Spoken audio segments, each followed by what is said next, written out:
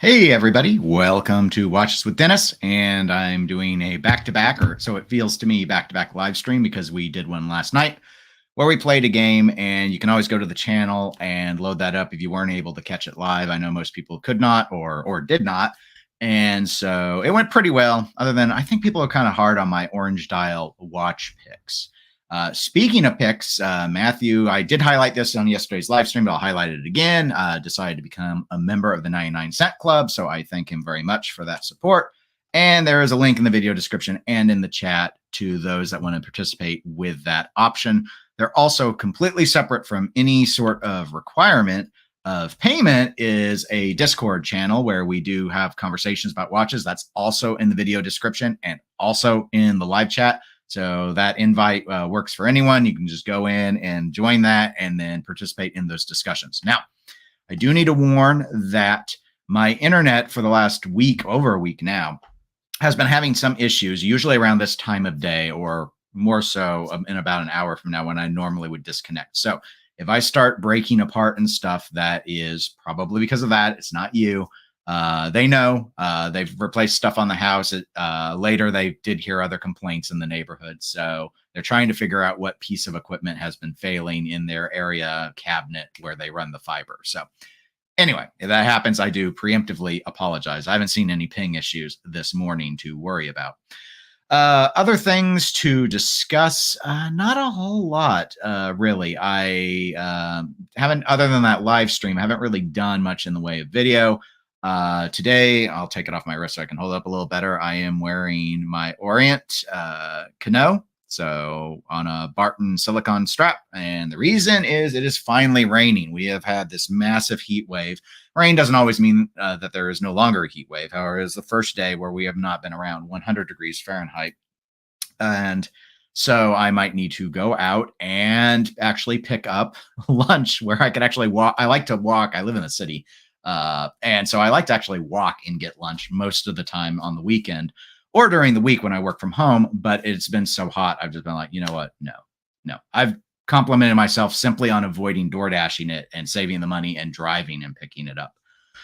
But it's been so bad. I even burned myself on my own car keys because pulling them out of the ignition, they were too hot to put in my pocket. But, those are not watch issues. Those are just human being annoying issues. So Neff, hello, welcome to this live stream, and thank you for participating last night. And Prost says, cool piece. Thank you very much. The Orient was a gift. I did buy the band, though, so see, I do spend some money. And Neff notes he recently got fiber in his neighborhood. I passed it up, but it's been a mess from what I've heard. I've had fiber for years. This Kansas City area was one of the first to get Google fiber. I'm not with Google. I'm with a competitor. However, because Google came in with their fiber, everyone fibered. So we had SureWest at the time. That's who I use. Now Everfast. It was Consolidated Communications. They operate out of the Northeast, but Everfast just recently bought them. So I switched to them years ago.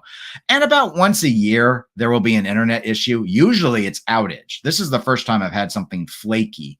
And it mostly impacts my upload speed, which most people probably didn't pick up on initially, but because download speed is more important. But play a video game online and I'd rubber band. Or what I would notice is because I work from home, I would Zoom in about an hour from now on weekdays, and I couldn't talk to people. It would break apart. I could see them fine, but they couldn't hear me.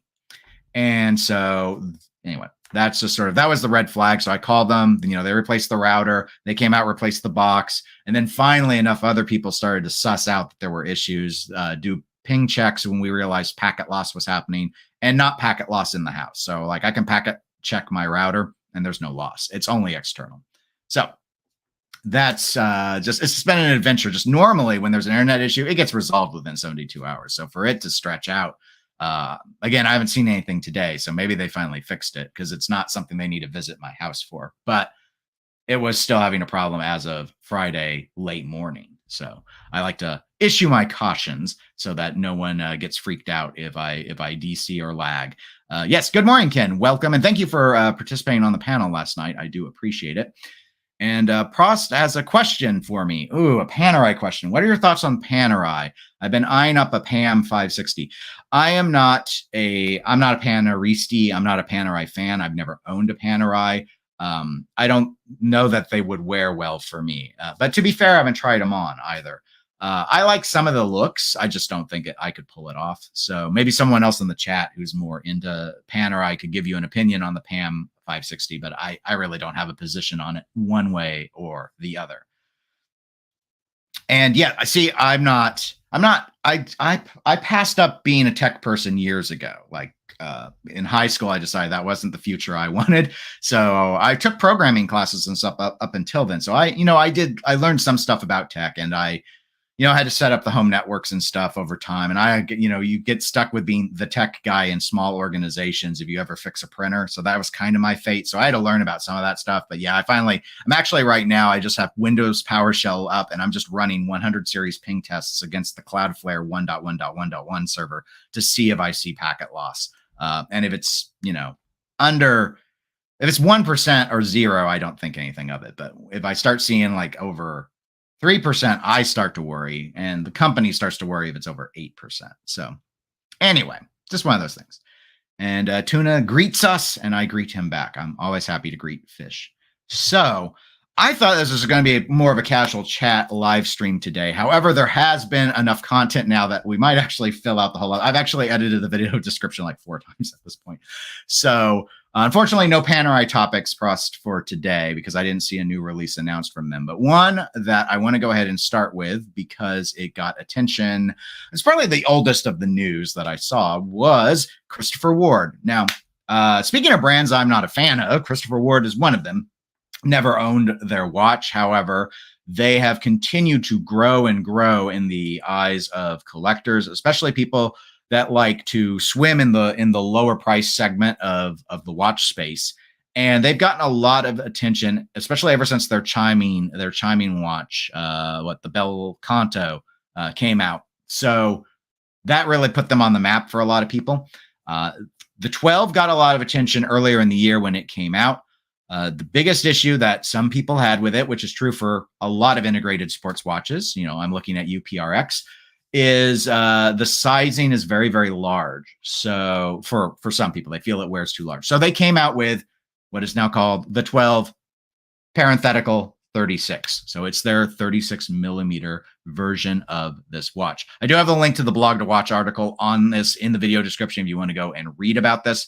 But essentially, there's also a really good video that Jason with Design Atelier has put out earlier in the week. I don't have a link in the description. I should have looked at. I watched it after I built my my live stream chat, but or description comments. But he actually goes through and analyzes these images to show you what changes they actually made, because it's not quite as simple as shrinking the watch down. And I won't do this as nearly the amount of justice as he does, but in terms of some changes, the main things to note, aside from, of course, going down in size to 36 millimeters, is they sacrificed the date window, which resides at the 6 o'clock on the base model, on the large model.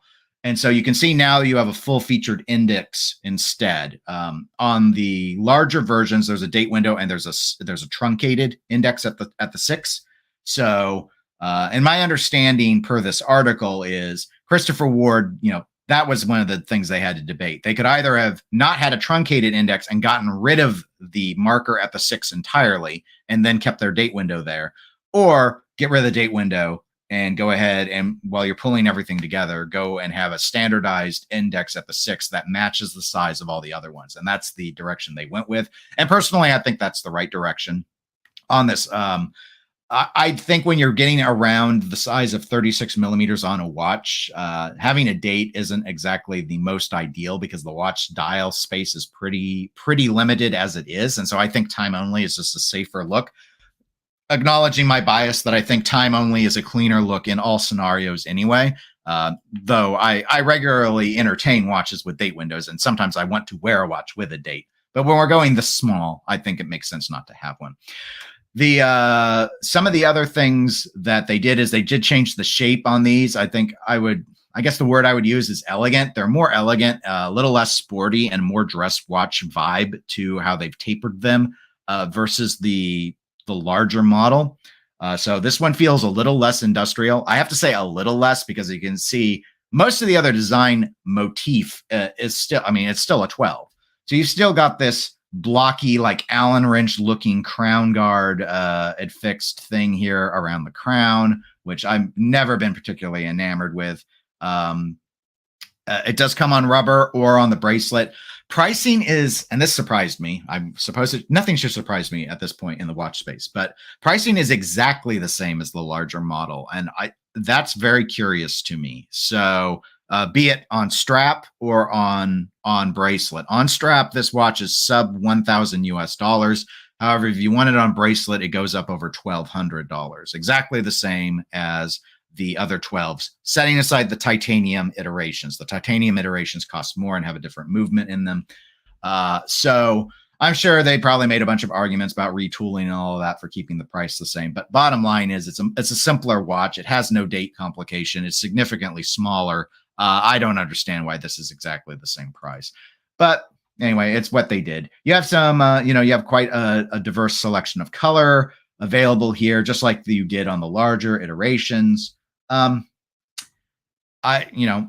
go through the comments you all have in chat here in a moment to see what those of you who are on the live stream think about this watch. I was not impressed with the 12 when it came out. I know some people really liked it a lot. To me, this is unlike the Bel Canto. This is more of what I think of when I think of Christopher Ward, which is, I want to use the word homage, but I don't want to use it in the way we usually use it when we mean clone. I mean it more in the literal sense of, inspiration. My problem with all right, I'm going to use a food analogy. So I don't think I've ever used a food analogy here on the channel. Have you ever seen one of Gordon Ramsay's Kitchen Nightmares shows? Not the Hell's Kitchen thing, the Kitchen Nightmares where he would go and fix the restaurants.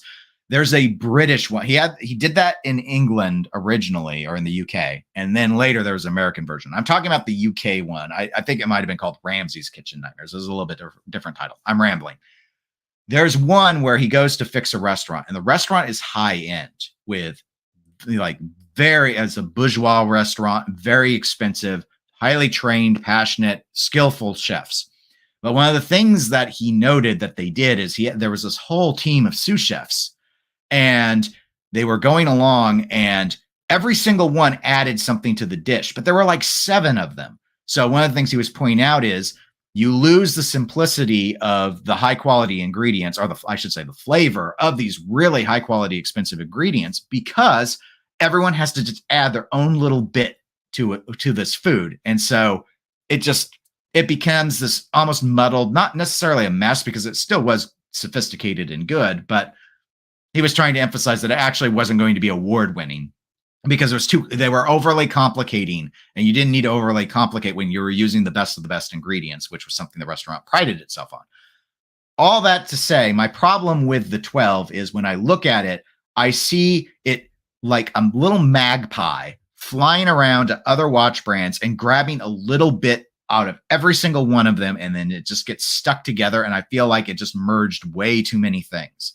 So let me find a better example, a straight on example or something. So like the crown guard element, it kind of feels like, okay, we want this protruding flank, right? Like the Nautilus, but we won't do it on the other side so that no one calls us a Nautilus clone. So we did that. And then we've got the textured dial. Okay, so that's going to be reminiscent of Audemars Piguet. So we're going to do Audemars Piguet styling there. And then it's like, but we got to have this 12-sided bezel, which I don't even remember what brand else has done that. Probably a Zenith Defy. So straight out of Zenith, we take that, and then we've got the bracelet integration with the rubber and the bracelet for that matter, bracelet or the rubber strap. I think looks straight out of what did Tissot do that's done so well. All right, let's take Tissot's system and let's apply it here. And so again and again and again, I know it's watches. There's always going to be things that have been done before. We're not reinventing the wheel here most of the time with wristwatches. But my point is only that when I look at it, I see a chimera of different watch concepts. But like all the concepts are like on the nose, like this is popular and this is popular and this is popular and this is popular. Let's take the 4 most popular integrated bracelet brands that are out there and let's glue them together and call it unique and call it Christopher Ward. That's what I think they did with the 12. And I think that's what most of their stable is homages in that fashion, where you can clearly see the inspiration. I just feel like they're that elite kitchen, and no one's ever in there to tell them, you know what, stop. Maybe just take 2 concepts from 2 integrated bracelet watches and glue them together. Don't go all and add 5. And I feel like they don't know when to stop. That's kind of my takeaway on them. But again, I know some people dearly, dearly love their watches. So I wanted to talk about it. I'm sure this will do very well for them. The 12 has done very well for them. It doesn't have the hype of the Bel Canto, but I'd say it's their second most hyped watch, at least from the content I consume. Now, granted, a lot of that's YouTube, and I know there are some other YouTube channels that are deeply, deeply involved with Christopher Ward. I don't know if they're just Christopher Ward fanboys or they have deals to get early access and stuff. So I suspect in some cases there's bias there, but we all have our own biases, which is why I try and declare the ones that I have. Like, I'm not into the shape of Panerai for me, so I don't shop them. It's just how it is. So let me now go ahead and try and catch up on the chat. I know it's been going for a little bit, so apologies. I went on my little ramble spree for a while. So Neff says, oh God, Dennis, I took Cisco CC. Oh no, this is a network one. CCNA in high school. I became an IT person and then transitioned into printer copier tech and then went into software. So I can definitely sympathize. The irony of all of that, Neff, is my 18-year-old self looked at it and I thought, I don't want to spend my life coding under fluorescent lights for 8 hours a day. And then I ended up spending my adult life in meetings 8 hours a day under fluorescent lights. Is it really any different? Did I do any better than what I thought? Probably not. But now the lights are LED, so it's getting better. Like, this lighting is better than it was. The kids today don't know how it was under those fluorescent lights. Koji, welcome to the live stream, Koji, and thank you for being a 99-cent club member. Koji says, someone at a recent local horological meetup saw the Bel Canto in person. It was the green dial version, and it was visually spectacular. The mechanism behind the Bel Canto was used by Meistersinger before the movement, so I wasn't as impressed when they came out with it, but the visual look, I know, of the Bel Canto, for a lot of people, is going to resonate a lot better than the Meistersinger one-handed, because they're known for their one-handed watches. But the little bird look, I get it. Like, I don't like how little of the dial goes to the time telling. I always got to whine about something. So that's what I whine about. But the ability to see the mechanism and how they built it into the side there to try and let the chime even be louder, I thought was very clever. And they do deserve a lot of kudos for that. Tuna notes that people do seem to rave about Christopher Ward. Definitely has its fans. All micro brands really do, but they've really been gaining ground. I've heard I was actually told last night, they've passed another very famous micro brand, I guess, in sales at this point. And so they're making the right moves, regardless of what I think. They're making the right moves. Prost says, not a fan of those either. Yeah, I have met more people willing to say they're not okay with the 12 than, say, the Bel Canto, which has a wider audience that has really resonated with it. Neff says, I don't have any experience with Christopher Ward, but the 12 isn't for me. I prefer their dive watches or the Bel Canto. I'd say they probably built their name on dive watches, is my impression. That being said, what micro brand didn't? I mean, it feels like every micro brand. Like, if you're going to form a micro brand, folks, here's the secret: release a dive watch. Is it going to look just like all the other micro brand dive watches? Probably. But hey, maybe you'll get a foothold, and then that will generate enough funds for you to do something you really want. But that's the secret. And is it really much of a secret? Dive watches are the best-selling category of watches, bar none, in this day and age. So obviously, you need to go where the market is if you want to have the best chance of surviving. And surviving those first couple of releases seems to be, like it would be with anything else, the hardest part of becoming a watch manufacturer.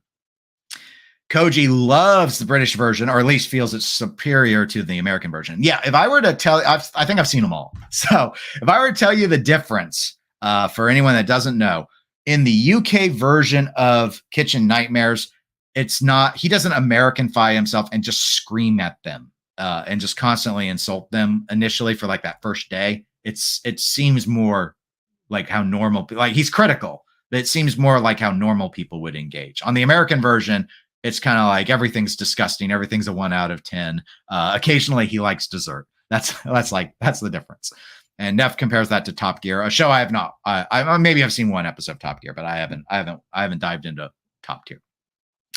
So back onto the concept of the 12 itself. Yes, death by overkill. Thank you. That's really where I was going. But though they've done well, so it's just death to me, but not death to ye or thee, or I don't know. Use something that sounds sort of old Englishy and cool, but say it in the way that it works.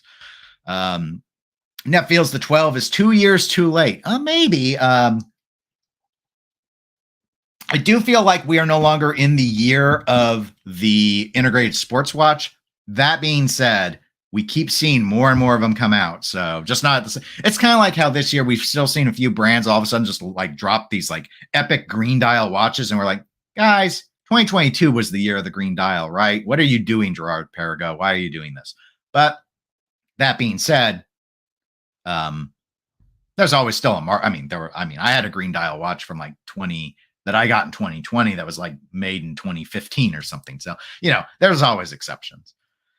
Tuna notes that by now the whole integrated bracelet theme is looking rather tired and overdone. Well, there has been a great deal of saturation. Same thing with the green dials, and this being no exception. Like, it's not lost on me that I'm seeing this mint green version of the watch, and I'm kind of like, yeah, that was last year's color. But they're probably like, well, we want to have variety. We want to have diversity and option. And that's really in the 12s. That seems to be, I think they're taking a page straight up out of Tissot. But of course, they couldn't do the same green, right? That would be too on the nose. So they'll do mint green, whereas Tissot does like that deep green that everyone really wants.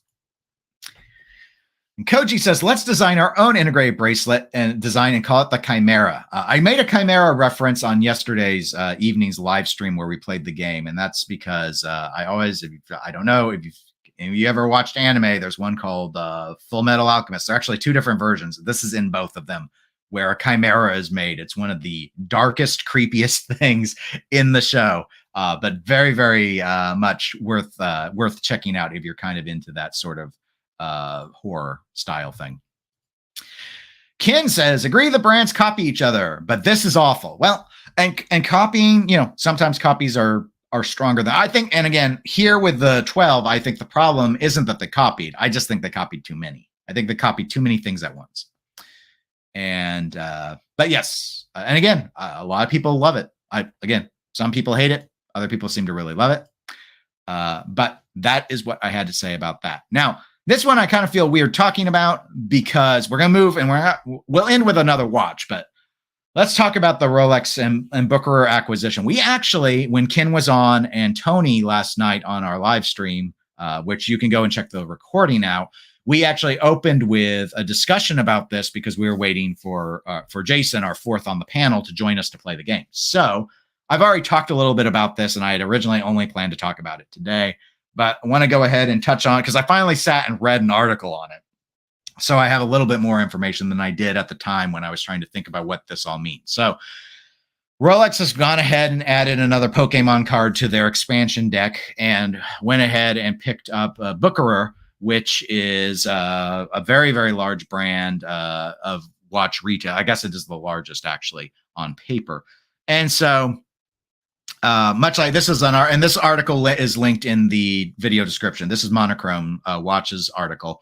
So they had it's kind of funny because I've seen YouTube videos saying shocking Rolex acquires Bucherer, and then this, which is what I more agree with, which is in in a maybe not so shocking turn of events. It's not so shocking. This is not the first acquisition Rolex has done. So I don't think this is really all that surprising, but it is interesting. So some of the things is a lot of people probably, if they don't live near a Bucherer, and I don't, they probably know the name though, because that's where it was an early launch with Rolex's certified pre-owned or CPO program was with Bucherer.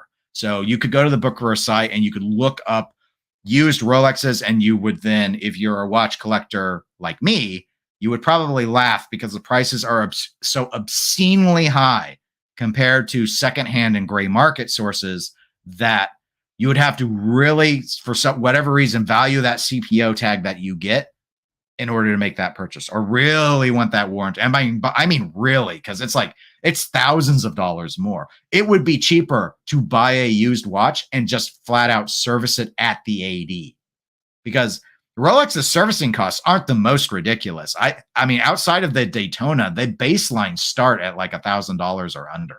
So, and the Daytona isn't all that much more.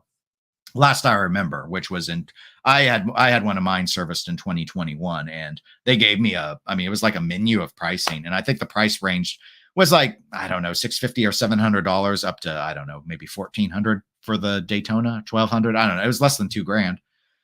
So anyway, so they talk about this program, but there were a few pieces that I had not heard about initially, and so reading this was useful. One was that Rolex has indicated that Bucherer will continue to operate independently. So that could mean, last night I had speculated a bit about Rolex maybe wanting to do this well, actually, I'll get to that in the second part, because it was more about Rolex and what their relationship is with their other authorized dealers. But one of the things Ken suggested during the discussion was, hey, with Bucherer, they could better prominently display Tudor in the Bucherer stores and like give it prime real estate instead of, you know, it being shoved in a little corner at the independent AD, like how others might do it, for example. So, I mean, like when I walk into Tivol, is our Rolex and Tudor dealer in Kansas City. So when I walk into the Tivol store, the very first display area that I encounter is not Tudor. It's not Rolex either. They put Rolex in its own little section in the back. But you see, like, I think in that store, I think it's Tag. That's right. Probably because they sell the most of those. So like Tag is right up front when you go to the counter. That's the first watch counter you meet, and right in the back behind it with the big sign is Patek. So Tudor's off to the side, and then Rolex is in its own space. Not that it matters, because I don't have any that you can pick up directly anyway, but they probably will pretty soon. So they're saying, though, that Bucherer is going to still operate independently. So does that mean that Papa Rolex isn't going to tell Bucherer, hey, you need to reshape how you display Tudor, or not? I don't know. Currently, they're saying they're going to have a free hand to do what they've been doing. The other thing is that Rolex stated that their relationship with other official retailers and its sales network is going to remain unchanged. That was where I was speculating that Rolex might be looking in the cities where they have Bucherers and start killing off their contracts with those other authorized dealers, because why sell through a third party and make less money when you could sell through Bucherer, and Bucherer's profit is now Rolex's profit? So maybe, again, they're saying that that's not going to change that relationship. That might be the intent right now. Long term, I still think they're going to look at that. But given that they're upping their volume of watches by so much, they may feel that they need to keep their sales network the size that it currently is. But they also are probably thinking that's not going to last forever. So I'm not sure. But I thought those were a couple interesting points on it. So anyway, it is big news. It is a very, very large distribution network. And this obviously is just something that diversifies Rolex to a degree, keeps them still in watches, but continues to enhance their making of money, not just on the manufacturing side, but on the distribution side. And Bucherer doesn't just sell Rolex and Tudor, so they will sell competitor watches as well. I assume that's where they're saying, you know, it operating independently is Rolex perhaps trying to telegraph, hey, JLC and Zenith, you're not going to be impacted by, like, we're not going to kick your watches out of our stores, sort of thing, because the Bucherers would make a lot less money if they're only selling Rolex and Tudor. So, which I imagine Bucherer will always sell those other brands. Like, I know some people have contemplated, is that the route they're thinking? Like, just buy Bucherer and turn them into Rolex boutiques. I don't think so. I think it's a stupid purchase if you do that. You need to do it like Microsoft and Minecraft. That stuff is pure printing money if you keep it on competitor systems. So keep it that way. People aren't going to go to the same degree if it's like, especially if there are no Rolexes available. Who's going to go to Bucherer just to buy Tudors? It doesn't make any sense. So I think that's the intent there. Koji says, is there any word on how pre-owned program is going? And what Ken has said is what I have heard, Koji, though I don't have like any official sales chart numbers to point you to, which is what I would prefer. But of course, Rolex is a it's a nonprofit, but it's privately controlled, so we don't have a lot of details. But yeah, all reports that I have heard from others in like the secondhand space and such is that no, that pricing is so extreme that it's just not selling. I mean, again, who does the Rolex certified pre-owned program appeal to? In my mind, it appeals to only pretty much one very specific type of buyer. It's someone who is deeply, deeply concerned about getting a fake watch, is willing to consider used, has a preference for new, but wants that guarantee that that watch is definitely authentic. Because the thing is, authenticating Rolex for a lot of like secondhand entities is no big deal, all right? Like, you have a lot of established entities like Watchfinder, for example, which even being run by a competing entity has tons and tons of Rolexes, and you're not hearing about like all these counterfeit Rolexes getting past the Watchfinder watchmakers or David SW or all the rest. So confirming that a Rolex is a genuine Rolex is actually not that difficult, and I think a lot of collectors know that. And if they're concerned, they just avoid buying private party and they buy through an established secondhand dealer. So the certified, that's all it provides. My understanding is certified pre-owned, they don't, especially because the watch only has to be 3 years old or older, and modern Rolexes don't need servicing for 10 years.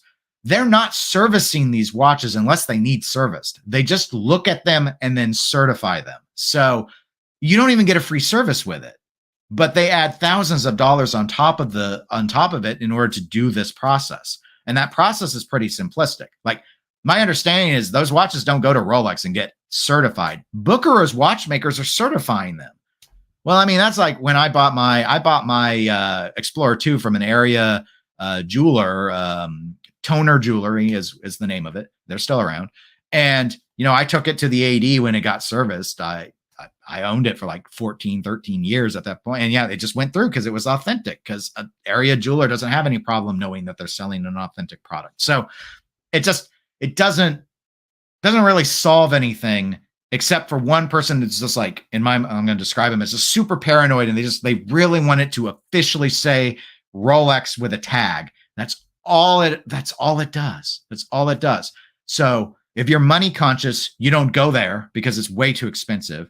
If you only buy new, it won't meet your need because you want an unworn watch, and this is still going to be worn. So you're going to tell the AD, absolutely not. I'd rather spend $3,500 less and buy a new one, put me on your list, and all the rest of it. So it's the only way it ever made sense to me on paper is if they were able to be price competitive with the secondhand market, and they just aren't.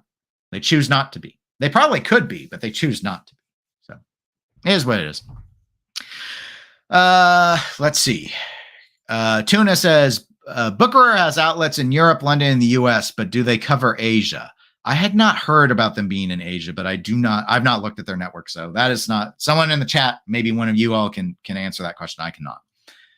Ken says, Patek, I'm trying to say it right. Patek has too much real estate in Bucherer stores, as much as Rolex, but far fewer watches. It has to be 1 Rolex, 2 Tudor, and 3 Carl F. I've wondered this, Ken. Do you think that Bucherer long-term keeps Carl F. Bucherer as a brand going forward? Or now that they're like, is that something where now that Rolex owns it, they're like, you know what? No. Or I wonder, does that change anyone's opinions about, I know some people don't like brands that don't, that they're not, their number one field isn't watchmaking, like Montblanc. They're known for pins. So why are they making watches? When Bucherer is a dealer, why do they have a watch brand? I don't know. I don't know what percentage of people think. I only know Carl F. Bucherer like watches because I think those are the watches that are in the John Wick movies.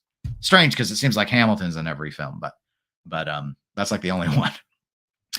Neff says, I'd like to see Rolex do something with Carl F. Bucherer, the watch. Oh, I should have looked down one before saying my statement. It's such an obscure brand. It would be like a blank slate. I guess I'll double down on my earlier question and say, if I were Rolex, I'd just kill it and get rid of it as a brand at this point. You have Tudor to steer people to if they're not going to or want to get Rolex. Why bother worrying about a third name on top of it? Ken says there will be Rolexes made that will be only available at Bucherer, similar to Tudor Black Bay 58 bronze, only available at Tudor boutiques. Yes, and that was a really cool dial. So I that was the first time I knew about Bucherer, was because we don't have one in the area. Is I was looking at Black Bay bronzes and I saw that blue one and I was like, that is really cool. And I noticed how much more they traded for, and then I realized it was boutique exclusive, and that was the whole setup. So yeah, I would not be surprised at that. I think we'll see even more out of Tudor. Yeah, there will probably be on occasion a Rolex done that way. I don't know, because it makes sense given that they own them. Rolex used to do a lot more like collab, like the Domino's things and stuff, like contract work. And they seem to steer away from it more now, but also those are brands they don't own. So yeah, I definitely could see it. Maybe I think that's maybe a thing we see more when the watch buying cools off even more and they're not having quite the same. Things are getting better, but I think they want to see themselves get back into that place where most of, like Daytona aside, the watches are pretty readily available in the stores, and then start doing those sort of special things to kind of drive hype and push sales on particular things to quickly, quick cash cows is how I think of it. Quick cash cows. Neff says, if I were going to buy another Tudor and wanted a Rolex down the line, I would definitely buy it from Bucherer to get in their system as a customer. And Tuna says, John Wick will be happy. Kin says, it's not successful yet, but there's more people for the CPO program than you think. Lots of folks don't know or trust the gray market and want to buy from the source no matter what. Sure, but the CPO program, I guess my counterpoint would be the CPO program made more sense when you couldn't even walk in and buy a date just at an authorized dealer. And that's gone now. Like, yeah, there are still some short list for some stuff. Certain OPs are difficult to get. Some date justs are still tricky to get. But you can now go in and buy like a men's sports style, or at least one of the classic. Rolex divides their catalog basically into classic, professional, and then that 1908. So there are now classic watches like at them all. So it's no longer, I go into Rolex and everything that is over 36 millimeters is on a wait list. So CPO made more sense when it's like, I want to watch today. Mommy, daddy, I want it now. And they couldn't have it now. But now it's not as bad. Yeah. Some of it, like the GMT Master 2s are still on the list. And most of the stuff I've seen in the CPO is the more professional stuff, like certain Submariners and things. But as things loosen more and more, I think the desire for the value of CPO is less when the market is cool. It's better when the market is hot. Yeah, these things are cyclic. I'm sure there will be another time where Rolex watches become in short supply and it's difficult to get them. And maybe they're trying to structure it so the CPO does really well during then. Right now, it just seems like it's like looking at Richemont right now, raising JLC prices like twice in a year, and you're like, what are you doing? This is not the economy to do your price increases. That was 2021, 2022, not 2023. But that's just my opinion. Neff says, I looked at CPO Submariners when they came out, and a 4-year-old model was more than a brand new, unworn new model on Chrono 24 or Watchbox or any used dealer. It's absolutely absurd to buy from the CPO program. Tuna says, some of the Carl F. Bucherer watches look quite nice. I do agree. I do like some of the design aesthetics of them. And Ken says, yeah, I thought it was really annoying the way Bucherers push you to buy Carl F. Hopefully now that will change. Again, I've not been in one, so I've never been Bucherered, so I don't know about their pressure. But this has been a very interesting development, and so I thought it would be fun for us to talk about. So now the last topic, which will also be fun for us to talk about, because all the topics we talk about on Watches with Dennis are super fun. That is the entire point of the live streams. I will, once again, in the chat link, if you want to participate on the Discord where we have textual chats, you can do so. Anyone can do so. Discord is an app that you can have on your computer and your phone. It's super easy to install. If you join the 99 Cent Club, there is an extra channel that comes with that as long as you integrate your YouTube to Discord. Go into Discord help and it'll tell you how to do it. But Discord's a lot of fun. I really like it. It's, I guess, kind of like Slack, but I don't use Slack. So it might not be like Slack at all. I just said that to sound cool. But what isn't cool, unless you're really into fashion style watches, and my telegraphing my opinion, yes, I am a little bit, is, hey, let's look at this new Royal Oak. Oh, this is so exciting. I don't know. How do we say this? This is a Royal Oak. This is AP ALYX, if you didn't know, does the Royal Oak or AP. This is the 1017 ALYX, or is it ALYX? Do we say ALYX or do we say it out? It's not got dots. ALYX. Let's say ALYX. The ALYX 9SM Matthew Williams designer watches. Watches, guys, because there are so many of them. Oh, Koji. Movado. You didn't even do Hublot, which is like what everyone in all the comment sections is doing. You went right to Movado. You museum watched this from the get-go. Oh, gosh. And Neff's early reaction is already suboptimal. Well, here's the thing. This ain't just one watch. This is a lot. This is like 5. There's a lot going on here. So I'm going to scroll down to the pictures. This one's a fun. This one has brought me a lot of joy, but and we have to fill our hearts with joy. So yeah, there are 5 watches. One of them is an only watch that they're going to auction off.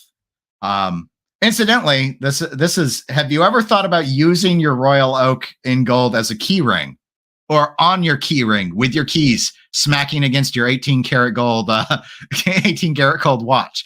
I guess if you have enough money to buy one of these, you don't care. I mean, I'm all for putting scratches on your watches. I've just never really thought about putting them on my keychain. I mean, I've got my car fob on that. I'm not really going to do that. But I don't know what's happening here. At first I thought this guy was getting beat up, but I'm not sure that's true. Anyway, I'm being judgmental of these poses and photos. Let's take a look at these watches. All right. Now, so I guess this person is this Matthew Williams, does a design for the youth of today, and I'm old, so I don't get it. I don't know. And then this ALYX, I don't know if that relates to a product line. You can tell I've done no research on it. All I did was see these watches. I wanted to talk about them. So, unsurprisingly, when it comes to Audemars Piguet, they use the Royal Oak as their canvas for practically everything. Yes, I know they have their code lineup of fashion watches that everyone hated until they started doing like the Star Wheel and stuff again. But most of the time, they just use this as their canvas. Very minimalist style dials, which I actually don't think is a bad move per se. But I've always struggled with watches that don't have any, like, even hour markers. No minute track, totally cool with that. But you know, Mosier does this. Like, Mosier has a line of watches where, oh, the dials are beautiful, and like this and like that Vacheron 222 style. Yeah, that it's not an. I don't think the dial here is ugly. Well, I don't really like how big this text is, but the dial's okay. But it's not exactly designed to tell the time, so it starts to feel like you're falling into that fashion watch realm. Whereas, and okay, I get it. Like, maybe they're like, we should have a line of Royal Oak fashion watches, just like Mosier has a line that's more fashion watchy versus like their, you know, they've got their what Steamliner and Pioneer and the Venturer, which are designed to tell the time. But the chronographs, oh, folks, this is the first one I saw. Folks. I don't get it. I don't get it. So this has to be, I mean, the only purpose is a fashion watch, right? Because, all right, so the pushers to me kind of look cool. Like the case, it's a Royal Oak case, right? It's the brushing on the dial. Like, at first when I saw it from a distance, I thought Audemars didn't really do a wood dial, did they? And no, they just did a vertical striped brush gold dial. But, all right. But this is a chronograph that you can tell nothing with. Nothing.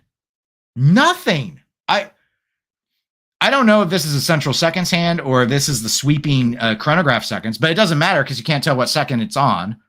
Just like I don't know what any of these subdials are, which one does what. And then once they tell it's completely superfluous. It's like, why not just have it like those things don't move and just have buttons that don't do anything? I mean, I'm assuming they move. I haven't seen a video. I'm assuming they move. I'm assuming they do something because Audemars Piguet is a Holy Trinity high horology company, and surely they didn't just stick in a movement that's time only and just said, "Oh, here's your Fisher Price chronograph with buttons that don't actually do anything except they articulate so you can feel like you're doing something." But I saw this and I was like, this is so form over function. I would be appalled, but I guess that's what they're going for, is they just wanted to do. I mean, the press photos and stuff. All right, the two-tone is the only watch. That's why you see the unique. So the two-tone is kind of, don't worry about that. Who knows what that one's going to be going on. It's the same thing except easier to read. So there's that. They have it in the yellow gold. They have it in the white gold. They've got this iteration with the date where now they've got this big old AP logo off by the 3 o'clock position. So, and then there's the white gold version of it. So pricing, if you're curious, because I know you guys are already going to AP and you're like, I got to order this. Now they're going to be in Swiss francs, but last I looked, Swiss francs and US dollars were pretty similar. So the 37 millimeter time only one that I showed you first, this one right here, this is 67,000. Okay. No, 61,000. I apologize. 61,000. So that's your cheapest option. Then the one I showed you next and made all the jokes about the chronograph that maybe didn't actually chronograph is 75,000. And that's a 41 millimeter. Then the one with the dates on it are 42 millimeter and both the white and yellow gold. And those are 92,500. So again, I'm not surprised because it's Royal Oak and it's Audemars Piguet that we're starting at $60,000 because these are all gold watches, except that piece unique, which is going to be auctioned. But I do not understand, but 75,000 for that middle one. That's this one here that I mentioned. So we're at, as I already saw a glimpse in the chat, as Koji has noted, we're in retail price range of Vacheron, Vacheron's Historique 222 at this point, an actual attractive watch. But you can spend the same amount basically and get this. Now, clearly from these photos, the audience that's targeting it seems to be a younger crowd of people. But my favorite photo, I didn't see this one before with the hoodie. Why is this hoodie got what are these clips? They look like I don't get it. I've never seen. I don't know about luxury hoodies. I'm assuming maybe this person who's done the design has done something that's wrong. But this is my favorite photo of all. And this is because I read the comments, but I look at this and someone was explaining who this watch is for. And I loved it because it's like, this watch is for a very particular type of person.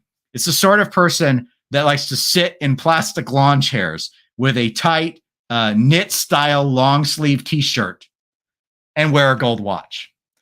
But there was also a comment that said, I think the person in this chair is dead. And so I just sort of thought Weekend at Bernie's style. Have you ever seen Weekend at Bernie's? And just Bernie's just sitting here limp, dead, but he's got his gold AP ALYX watch on because even in London, no one's taking this off of you. So I know that was very mean of me. I'm sure I'm being extremely unfair. This watch doesn't work for me. I think it's way too expensive for a fashion watch. I don't get anything about the design. It's way too form over function. And the form itself, I'd rather have the Movado Museum watch because then at least you were MSRP'd or under $1,000. So you didn't blow a lot of money on it. There are plenty of other really garish all gold watches you can go with that would be get a day date, get a Vacheron 222 if you can. Way more attractive watches that are still going to give you this obscene amount of bling, because that's what it still is to me. It's an obscene amount of bling, but I can't even tell the time. I don't understand. It's like I'm taking crazy pills. So let's catch up with chat, shall we? We shall. Ken says, I hate watch canvases in general. It's a lazy design. Another point for Rolex. You won't see them put a dive bezel on a Daytona and so forth. That's a fair point. I mean, I was going to say, this is there with me with the emoji watch from Rolex, except the emoji watch, even though you can't tell what the date is, you can tell the time. At least you could tell. Can't tell the day, you can't tell the date, but you can tell the time still. This you kind of, I guess you can kind of, approximate the hours and minutes. There's I can't remember what line it is that Moser has where, again, their dials are stunning, absolutely stunning. They like have this really cool Arctic one, but you can't tell the time. So I'm just like, absolutely not. I just don't get it. Don't get it at all. Neff says, I can't believe AP gave this guy so much latitude to ruin their designs. Well, AP Neff, I mean, there's been so much criticism of like the superhero watches they've been doing and stuff, but they allow a lot of creativity lately. I just wish, again, at least those were very, like, you could tell the time with those. Those were more, people didn't like it being, Marvel heroes, I think is what it was. And I thought the Spider-Man one turned out pretty well. The Black Panther one was just some of the placement of some of the stuff they did I thought was a little weird. And of course, purple. But that watch did well for them. I don't know if this watch does well for them. I don't know if this brand is awesome or what. Like, it's clearly, I think I'm like 30 years too old for this brand. And that's another thing. And I get it because they're rich people everywhere. So let me whine about the bourgeois class for a little bit, which is weird to do on a watch channel. But when I see stuff like this, I'm always a little surprised because it feels to me like this is designed for like early 20-somethings, like 18 to 24-year-olds when I see the photos and who they seem to be targeting. And I'm like, so how many of them have the means to get a watch like this? And they can't even tell the time with it. So do they have more than one watch? I mean, I guess it's for a certain sort that only wants it for the aesthetic. But why wouldn't you just get a regular Royal Oak? It's cheaper. It's cheaper. I don't know. I don't understand anymore. Neff asks a question here. And what is this string of characters at the bottom? Is that the UPC code or something? So let's throw that back up there, Neff, because I don't know. And the guy or gal who wrote the article, this is the model. It's the 1017 ALYX 9SM. I think that's like the title of our blog to watch article here. I think Audemars Piguet Royal Oak 1017 ALYX 9SM, and then I guess it's the Matthew Williams designer collection of watches. But I think who wrote this? Okay, David wrote it. All right, so. Not innately understanding what the youth are doing is one example. And this comes courtesy of the new Audemars Piguet Royal Oak 1017 ALYX 9SM watches. To continue on this personal note, I don't even know how to read or say 1017 ALYX 9SM. And I don't know what it means, but I'm sure the target audience does. So you're not alone, Neff. I'm not alone, but I still feel like I'm very out of the loop. And it's kind of making me mad because I'm like, this channel does one thing, folks. It covers watches, and I don't know what I'm talking about with this watch. I look at it, I'm like, I don't know why I'm like, this is a prestige brand. I don't know what they're doing. At least with the Marvel stuff, I understood the pop culture tie. People with money love Marvel characters, and now here we got the 1017 ALYX 9SM, and I'm not sure if I'm saying something profane when I say 9SM because I don't know what that stands for. I don't know what Matthew does as a designer. I don't even know he's responsible for the metal clip hoodie. And I'm still trying to figure out whether there's a hoodie with metal clip-ons on it. Like, I have like 4 hoodies and none of them have metal on them anywhere. Like, the airport's not going to like that. I don't understand why that exists. All of this is very strange to me. Tuna does note, nope, this watch is totally useless as a timing device. I felt pretty safe in making that prediction. Koji says it's like that episode when Homer Simpson's brother gave him carte blanche to design his own car. I think I vaguely remember that episode. It's been a long time since I've seen The Simpsons, though. Tuna says for that kind of cash, they surely move. I'm sure someone somewhere will buy it. Absolutely. Nev says, I'm okay with taking AP out of the Trinity over this one. I'm sure Longo would be more than happy to slot itself in there, though.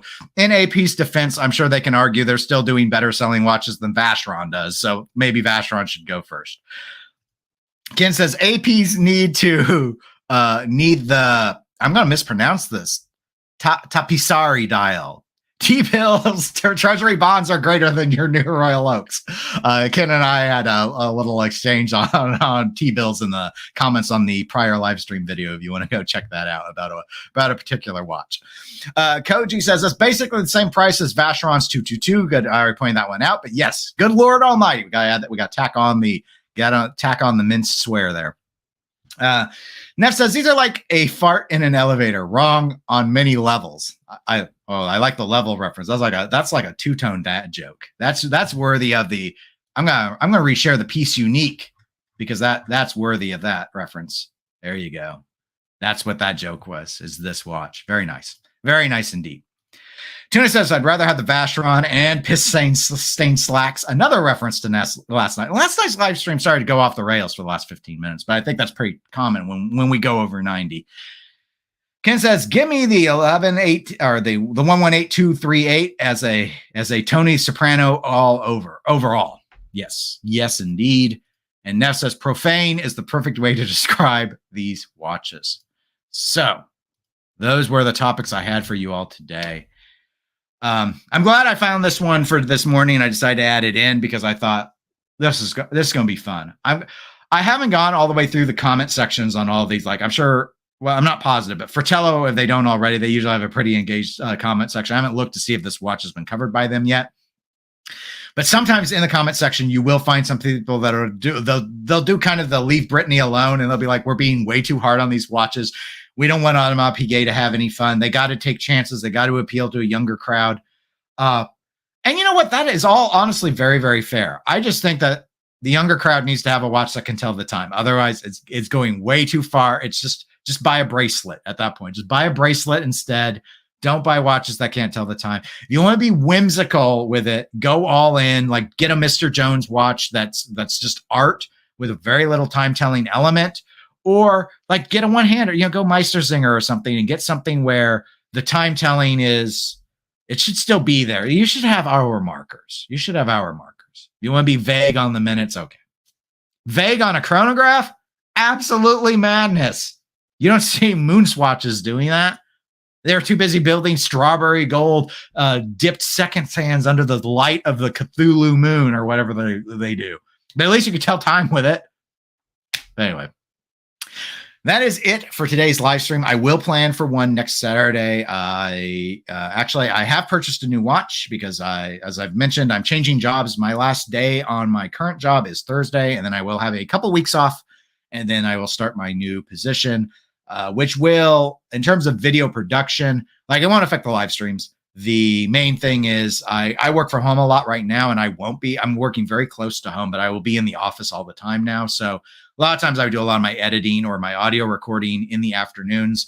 That's not going to work anymore. So I'll just have to make time in the evenings to at least shoot the raw footage.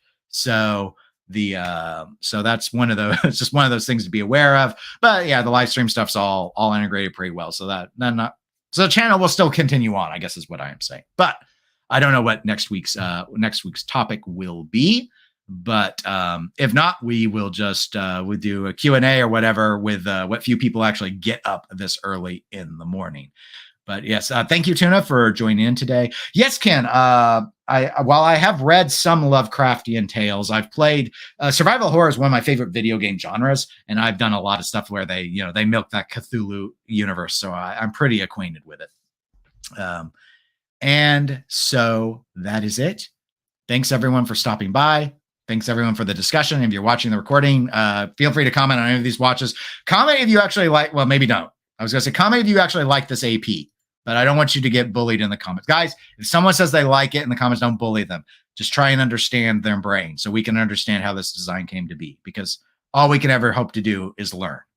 And that's it. So take care, everybody, and I'll talk to you on the next one.